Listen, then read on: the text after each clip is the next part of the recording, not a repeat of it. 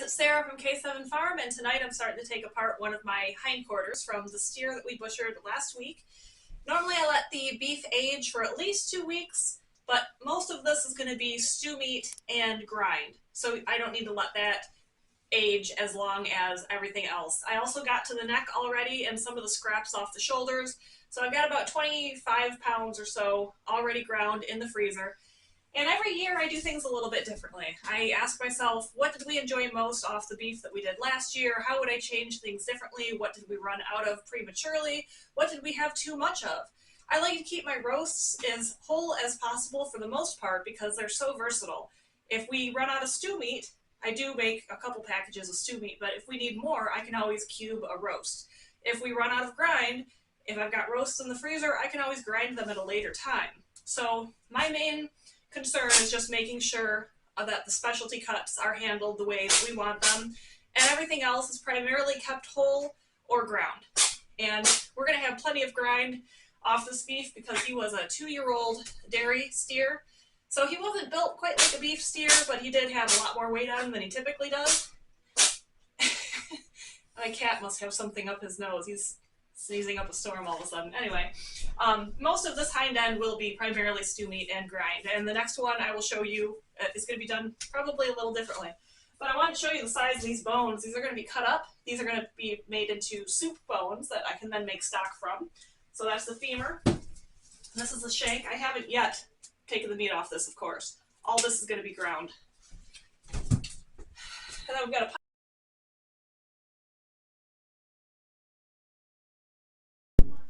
Alright, so here are all of our pieces. This is the shank. I have yet to take the bone out of it. This is our big femur bone, pile of fat. And then if you are familiar with processing deer, once you remove the sirloin and the flank off the primal cut for your hind end, the cuts are pretty similar to a deer. So you've got your round here, this is your bottom round, eye of round, top round, heel. This was attached to the shank, the top of the shank when I cut the shank off. And then what would normally be called on a deer the football roast or the sirloin tip, or also called the knuckle, is this bit of meat here. So most of this is going to go into the grind. We do a lot of grind in our family.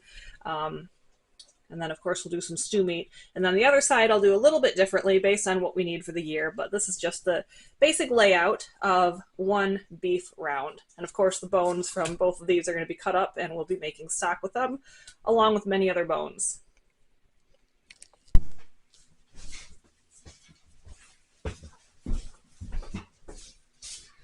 All right, so the parts of our beef.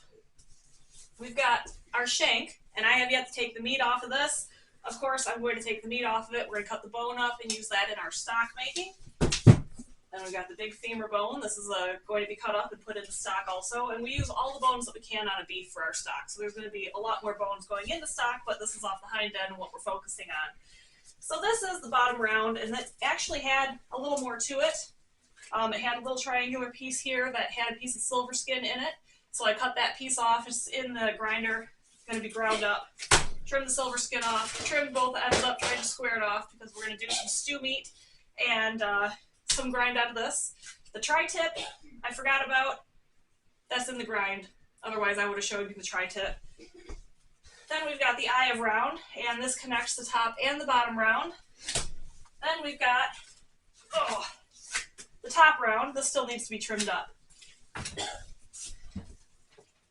Then we've got, this is part of that triangular piece that I was telling you about that went on the bottom of the bottom round. We've got the heel, this attached to the shank, but when I cut the shank off the round, it cut off a little piece of meat. This is the heel that goes on that. It's going to go on the grind.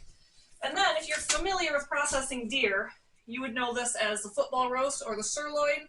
On beef, it's called the sirloin tip or the knuckle.